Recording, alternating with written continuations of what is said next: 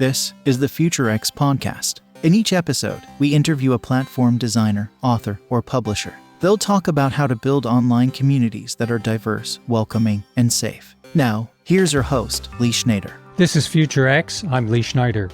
In today's episode, you'll meet Rod Faulkner, a self-professed Blerd, black nerd, founder of the seventhmatrix.com and host of EYE On Sci-Fi Podcast. He's a lifelong lover of science fiction and fantasy.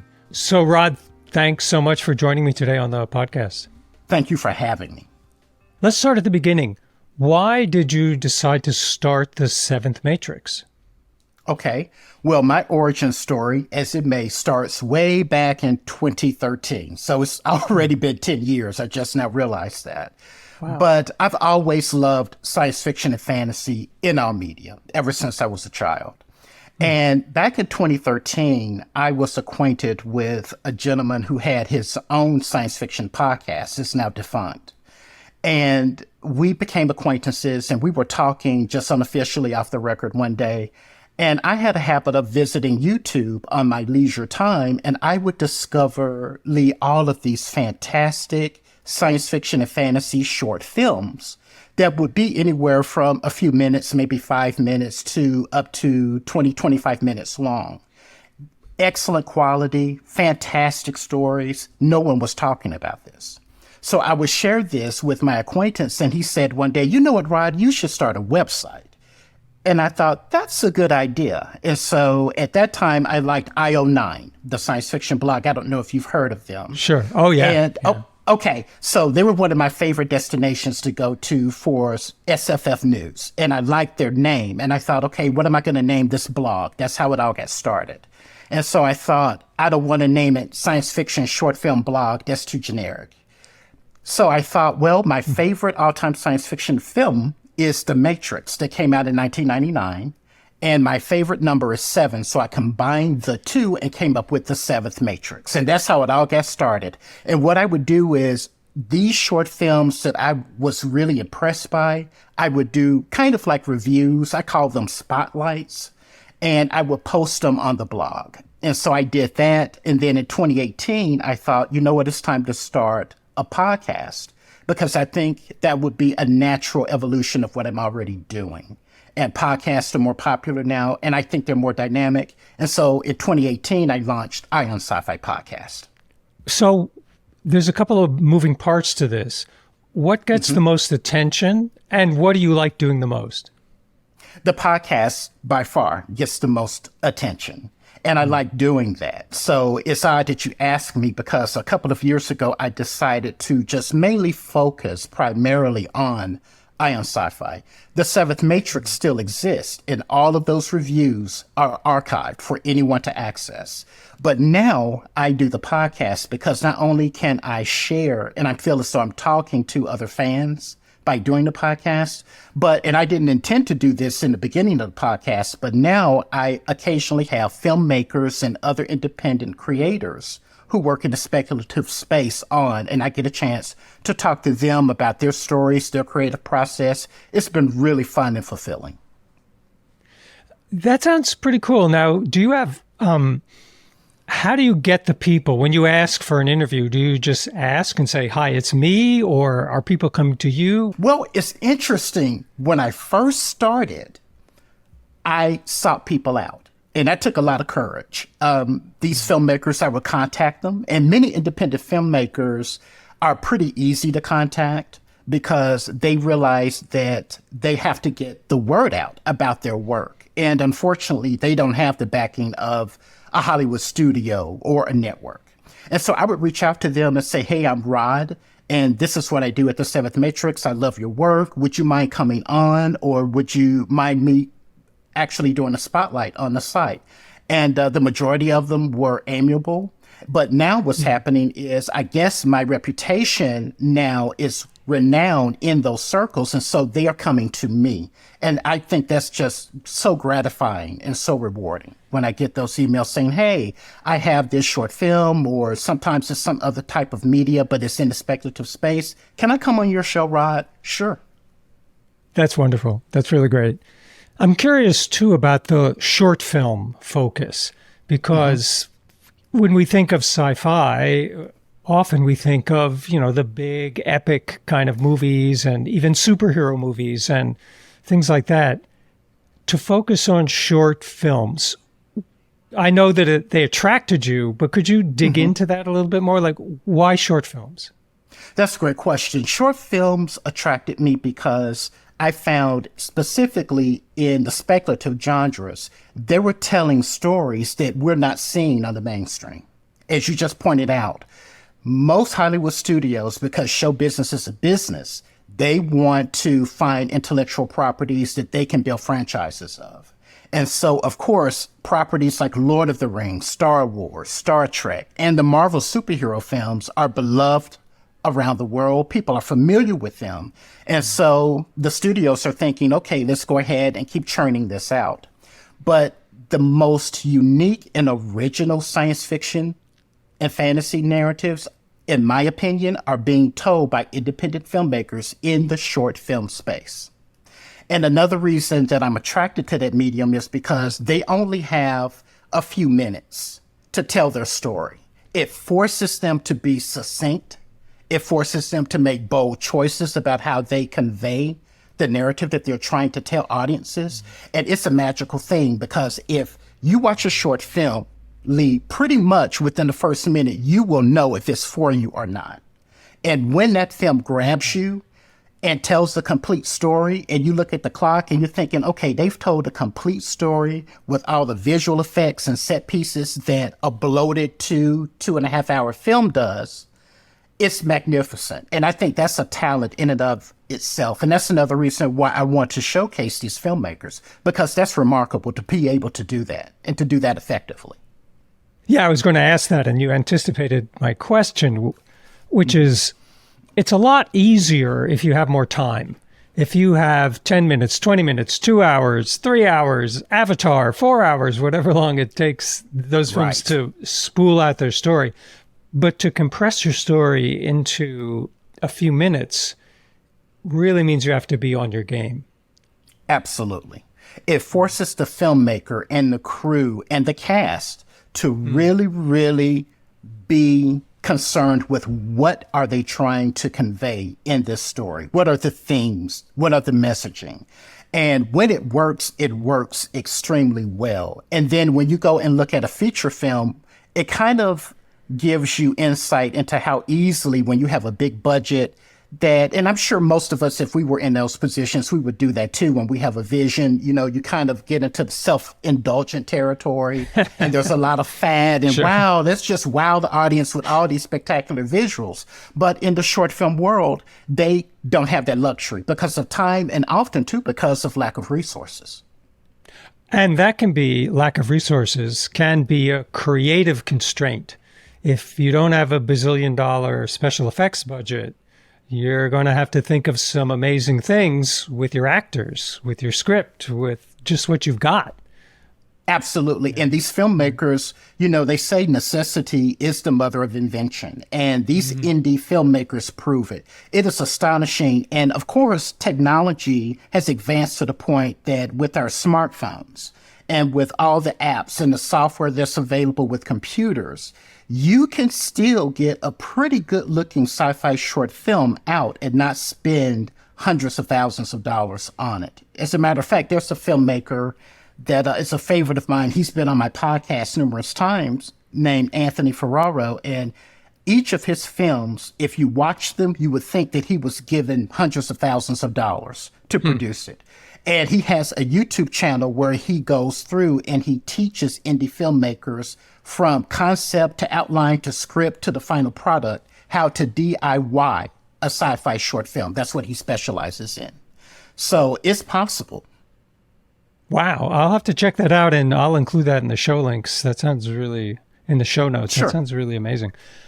So thinking about Anthony's films or any of these films, you've seen many of them. What are the ingredients for success? Is it as simple as saying you need a great script? Or is it the way it looks and feels, less tangible things? If you were looking at your vast database in your mind of these films you've seen, what are the commonalities that make them good for you? One commonality is that the filmmaker needs to have a clear vision. They need to know what they want, and they need to be able to convey that to their production team. That's first and foremost. So if they don't know what they want, it kind of shows up on screen when you can see that they maybe borrow from other properties and try to include that because they think that's what the audience wants. So they need to have a clear voice and they need to have a clear vision. And then it does start with the script. You have to still have a good script. Even if your short film is 5 minutes long, it needs to have a definitive theme and a direction so that the audience knows, okay, what is this story about? And who are the characters? And world building is also important. And you can do world building in a 5-minute short film, believe it or not. So all those things that are really imperative to having a successful feature, you need to do that same pattern in a short film. It's just you have less time. It's just more succinct. Absolutely. And then the characters. Yeah, the characters are also important too, to have very fleshed out characters that the audience can connect with. That's also important.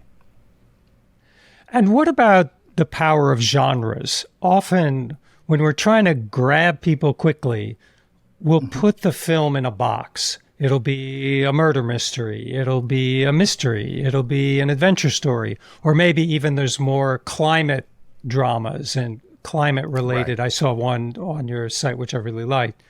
Do you think that genres are boosted in a sense in this short film realm, or can it really be anything? It can really be anything. I have seen short films that are not in the speculative genres, like just straight dramas or mysteries or what have you. But it's something about science fiction and fantasy, the power of those genres to ask the question, what if? That I think really viscerally attracts us to that genre. And it is how science fiction often can be used to hold up a mirror to what is going on in our current society. But it is set in a setting that is so distant or so fantastical that people are more willing to accept that commentary than if it were just a straight drama. Yeah, I'm very interested in that because science fiction, as you said, is a mirror. It's often, people may think of it as a predictor, but it's really not a predictor so much as it is an indicator of the present.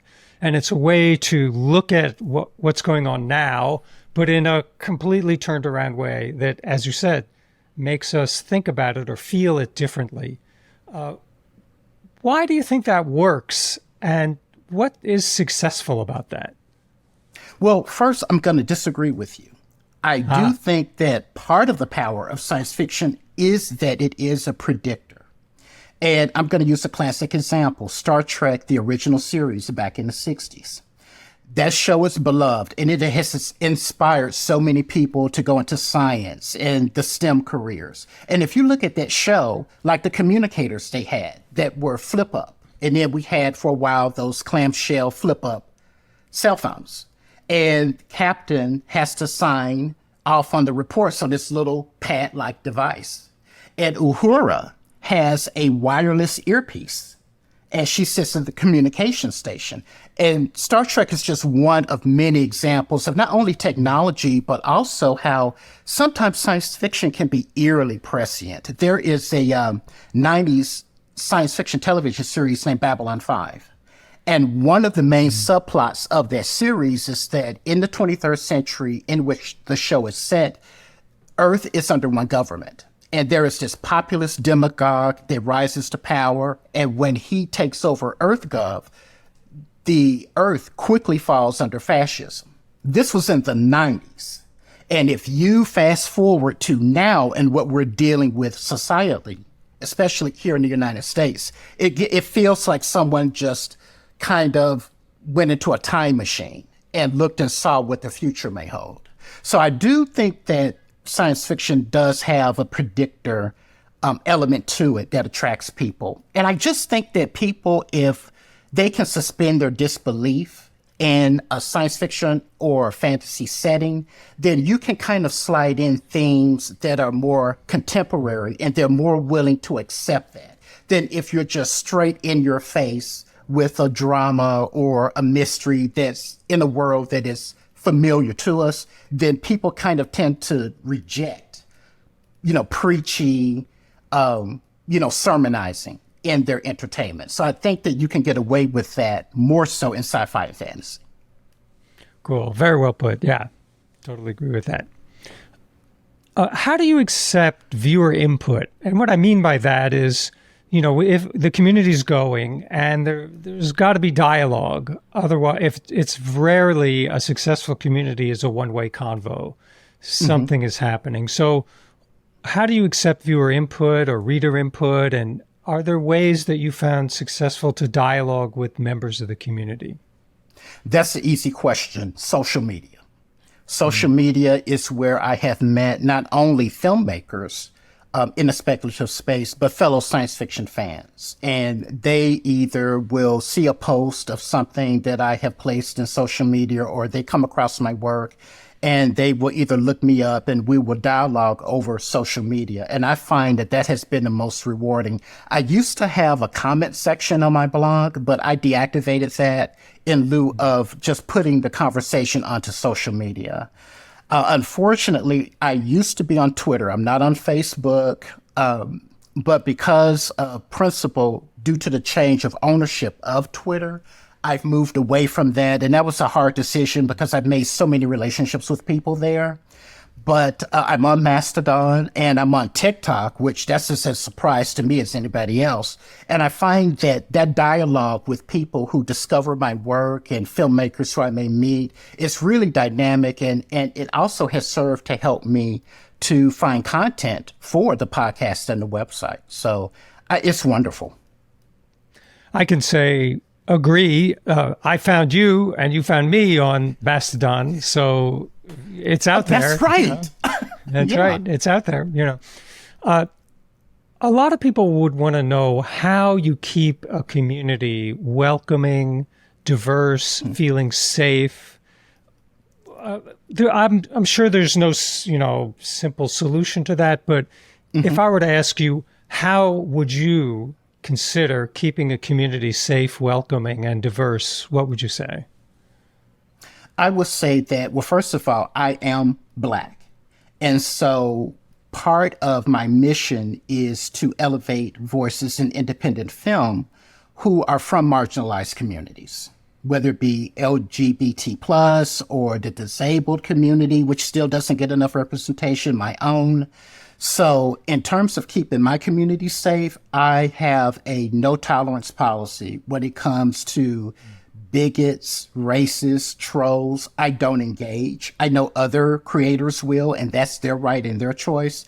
But for me, life's too short, and I don't want to expose the people who support me and my work to that, because most of these elements, these trolls that come into our space, it's not in good faith. They want to cause confusion and sow discord. Best thing to do, just block, keep it moving. Yeah, that's good advice.